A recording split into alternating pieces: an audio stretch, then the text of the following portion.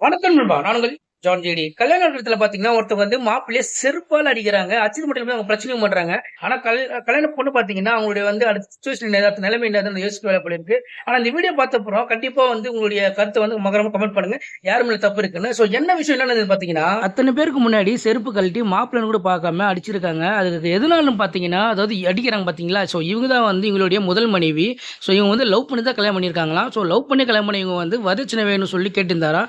வரதட்சணை குடுக்க முடியல அப்படின்றனால வந்து நான் ஊருக்கு போறேன்னு சொல்லிட்டு வந்துட்டு, இங்க 2வது கல்யாணம் பண்ணியிருக்க பார்த்துருக்காரு. அந்த டைம்ல பார்த்தீங்கன்னா, இவங்களுக்கு வந்து யாரோ சொல்லி தெரிஞ்சிருக்கு. உடனே வந்து மண்டபத்துக்கு வந்து அவர் வந்து இந்த மாரி செருப்பால அடிச்சிருக்காங்க. அது மட்டும் இல்லாம பார்த்தீங்கன்னா, கல்யாண பொண்ணுகிட்டயும் வந்து இந்த மாரி வந்து என்ன ஏமாத்திருக்காரு சொன்ன உடனே, பொண்ணு சைட்லயுமே பார்த்தீங்கன்னா, அவங்களும் வந்து சேர்ந்து அடிச்சிருக்காங்களாம். அதாவது ஃபர்ஸ்ட்லாம் பார்த்தீங்கன்னா, அரேஞ்ச் மேரேஜ்னா தான் வந்து இந்த மாரி வரதட்சணை கேட்பாங்க.